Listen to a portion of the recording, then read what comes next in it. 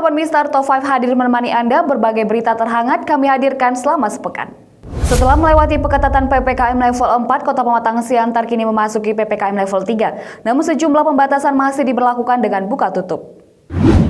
Selama 1 bulan PPKM level 4 diberlakukan di Kota Pematang Siantar dengan jumlah penyebaran COVID-19 yang cukup tinggi, tidak dipungkiri dampak yang cukup signifikan dirasakan masyarakat khususnya bagi pedagang termasuk pedagang kaki lima. Terganggunya ekonomi masyarakat, berkurangnya pendapatan hingga penghentian para pekerja sementara waktu adalah gambaran miris selama itu.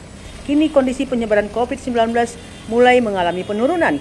Seiring dengan hal tersebut, Kota Pematang Siantar memasuki level 3. Penyekatan masih dilakukan tetapi dengan pelonggaran. Aturan jam buka tutup pun diberlakukan untuk mengurai kerumunan utamanya di pusat kota. Aturan ini diperkirakan akan diberlakukan hingga 20 September mendatang. Namun aturan buka tutup jalan ini tidak sedikit kegerahan masih dirasakan. Hal lain, penyekatan di pusat kota justru berdampak pada kerumunan yang tak bisa dihindari, utamanya saat jam pulang kerja, serta terjadinya kerumunan di pinggiran kota. Sejauh ini, pemerintah Kota Pematang Siantar mengaku akan terus melakukan evaluasi agar kerumunan tidak terjadi dan menghimbau masyarakat agar tidak keluar rumah dan melakukan hanya dalam keadaan tertentu. Sementara itu, PPKM level 3 di Kota Pematang Siantar membuka kesempatan bagi pelajar untuk melakukan pembelajaran tatap muka. Diperkirakan pembelajaran tatap muka akan berlangsung pekan ini.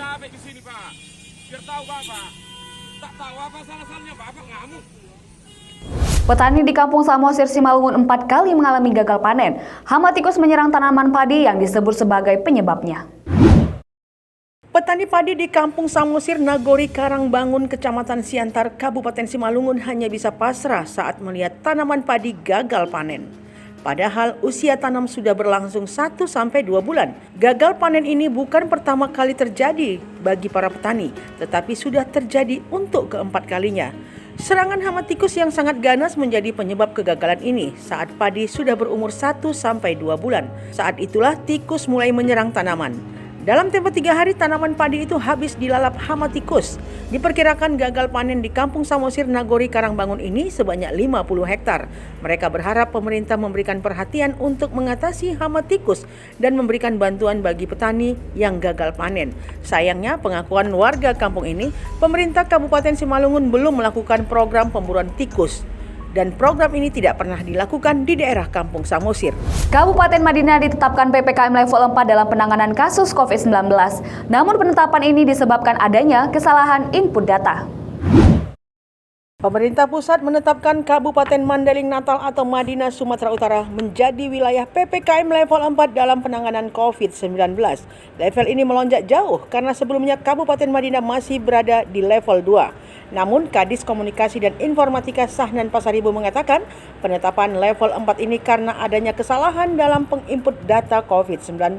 Tanggal 3 September kemarin ada kesalahan input yang melaporkan terjadi kematian kasus COVID-19 sebanyak 93 orang kepada pemerintah provinsi dan pemerintah pusat. Padahal kenyataannya hanya 11 orang.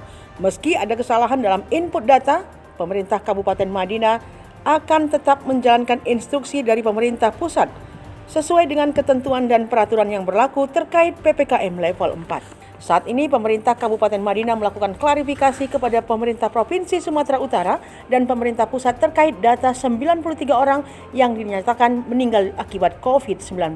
Presiden Joko Widodo mendesak agar pemerintah daerah memperbaiki data COVID-19. Desakan itu dilakukan karena banyaknya pemerintah daerah yang melakukan kesalahan input data.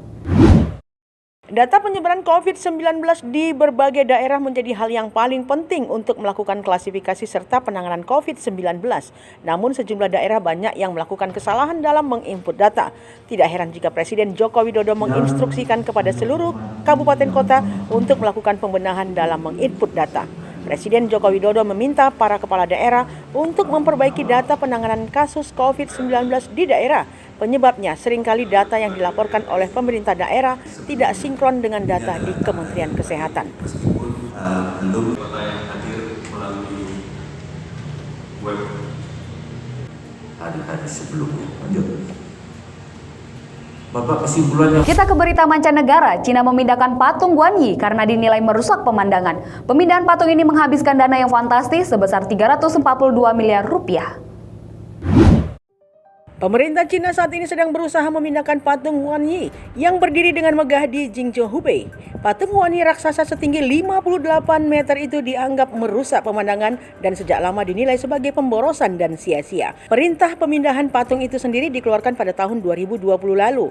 Pekerja di Jingzhou telah memindahkan kepala patung tersebut karena pemiliknya, Grup Investasi dan Pengembangan Pariwisata Jingzhou milik negara, mulai memindahkannya ke lokasi baru yang berjarak 8 km.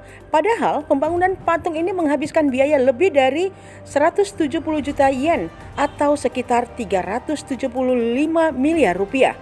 Huan Yi sendiri adalah seorang pemimpin militer selama periode 3 kerajaan di tahun 220 sampai 280 yang kemudian didewakan.